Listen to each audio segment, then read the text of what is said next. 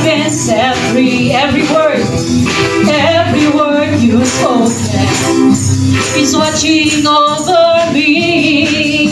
So how can I stay silent when I hear you call my name? Living in your presence, I'll never be the same. I've been found in you. Now I'll sing out, now I'll sing out your truth on my lips. On my lips there is shout of praise. Now I'm gonna dance.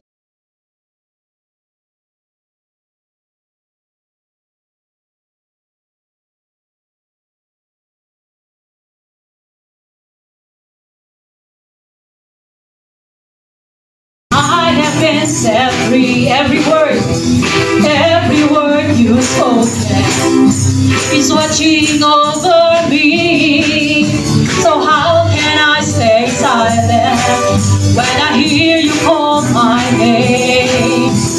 Living in your presence, I'll never be the same. I've been found in you. Now I'll sing out, now I'll sing out your truth on my lips. On my lips there is shout of praise. Now I'm gonna dance to the promise I have in you. Nothing compares to the promise I have in you.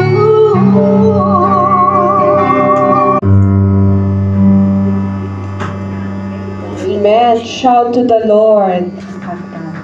God. Lalo na pag number 3, huwag nyo na sagutin. Mahalaga na maintindihan natin kung ano ang ibig sabihin ng kaharian ng Diyos. Sa Bible, madalas na binabanggit ni Matthew, Kingdom of Heaven.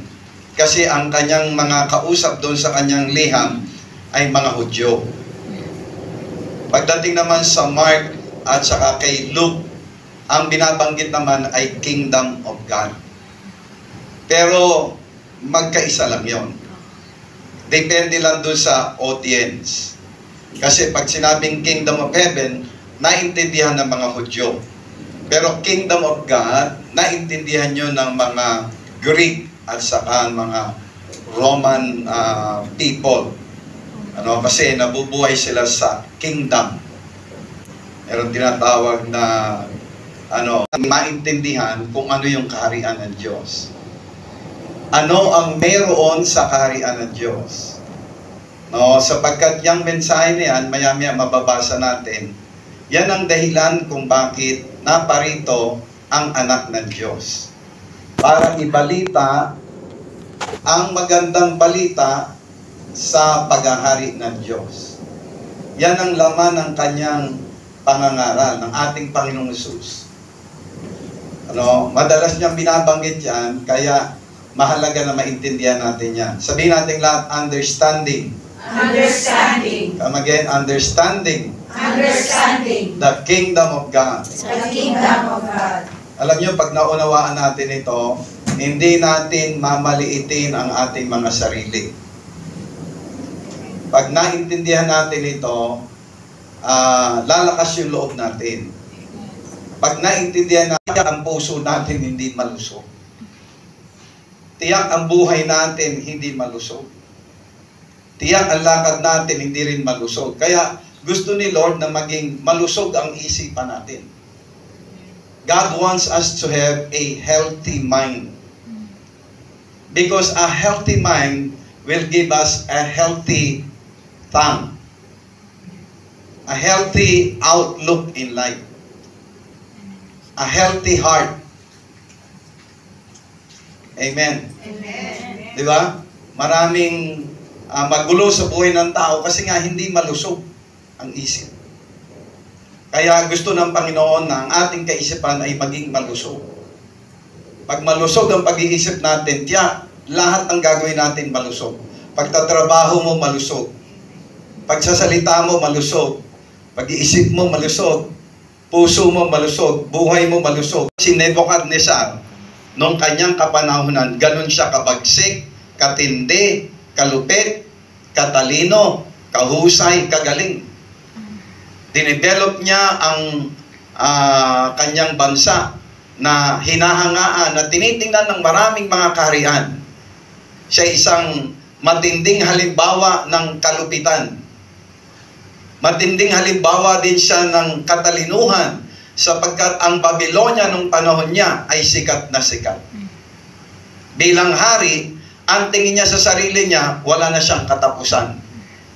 Alam nyo, kinausap siya ng Panginoon sa pamamagitan ng pangitain na magpakumbaba siya.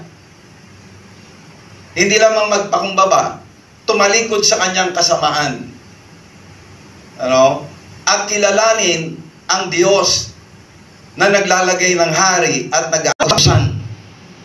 Kanyang nakita, kanyang naunawaan matapos na siya ay disiplinahin ng Diyos na meron pa palang mas mataas na hari sa kanya na walang katapusan ang kanyang paghahari. He understood about the kingdom of God, that the kingdom of God is not limited. It is unlimited. In fact, the kingdom of God is better, bigger, mightier, stronger, taller, wider, and richer than His limited kingdom. Amen. Pagano yan? Hindi niya kilala ang Diyos. Malupit yan. Dinakip at binihag niyang bayan ng Diyos. Kaya tingin niya sa sarili niya, siya ang pinakamakapangyarihan sa lahat. Pero nang tanggalan siya ng Panginoon ng katinuan, 7 taon masasama. Pagka yung balita mo'y maganda, mabuti, walang masyadong manonood, walang advertisement. Pero yung merong minasakir, gustong-gusto ng mga tao yan sa mga advertiser. Pati si Tulpo, gustong-gusto yan. Kasi kikita Diba? Merong pinatay sa Antipolo, pamilya, inubos. Dumugi ng mga media yan. Bakit pinatay? Bakit pati mga bata tinuluyan para magpipiesta ang ABS-CBN, GMA, at sa malalaking mga news, mga nagdadala ng mga balita sa atin. Diba? Pagka ganyan. Pero sabihin mong si Pedro ay nag-igib ng tubig kay Maria. Walang papatol dyan sa balitang yan. Pakailam ko dyan kay Pedro. Diba? Naggumawa ng mabuti, naglinis sa barangay. Hindi masyadong yan nakakatakot na ang panahon na yun. Ngayon, diba? May tsunami dumating. Pero tingnan nyo, ang dala ni Lord ay mabuting balita ng paghahari ng Diyos. Kaya dapat nating maintindihan yan. Kailangan nating maunawaan yan. Anong meron sa mabuting balita ng paghahari ng Diyos?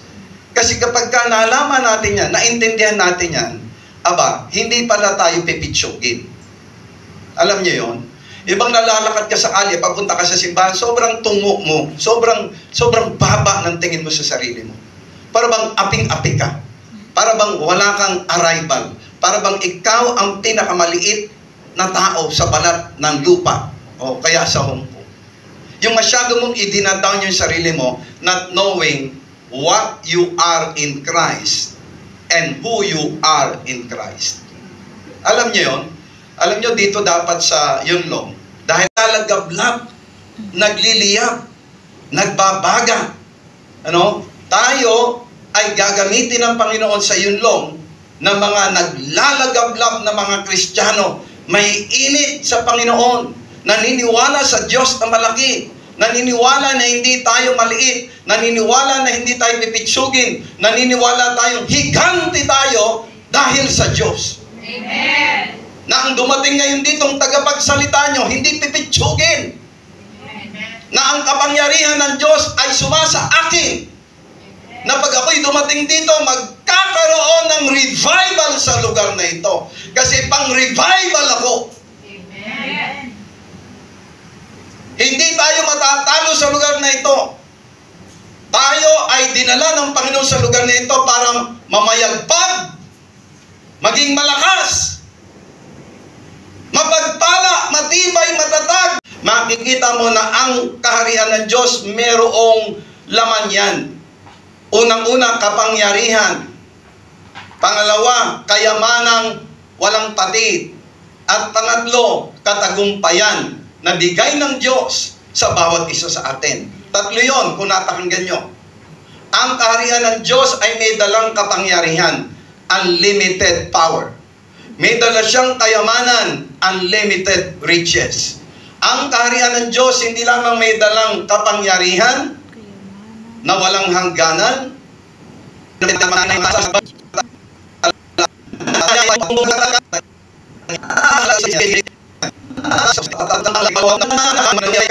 unang-una, tingnan nyo ang sabi ng 1 Corinthians 4:20. Let's dive into our lesson. Para sa oras na ito, paglabas nyo sa pintong ito, hindi kayo lalabas sa pintong ito na maliit. Pagbaba nyo sa 1 Corinthians 4:20, basahin natin lahat. 1, 2, ready, read.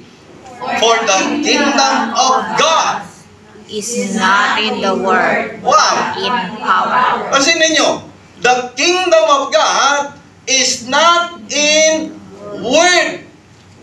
Ang kaharian ng Diyos hindi lang salita, but in power. Ay, grabe yan. Pag ikaw ay nasa kaharian ng Diyos, hindi ka lang salita, meron kang kapangyarihan. Ito mahalaga ito eh. Alam nyo, marami tayong customers. Marami tayong pasyente. Marami tayong estudyante. At marami tayong kliyente. Ibig ko sabihin, hindi tayo mauubusan ng tao. Bakit? Marami ang nangangailangan sa serbisyo natin.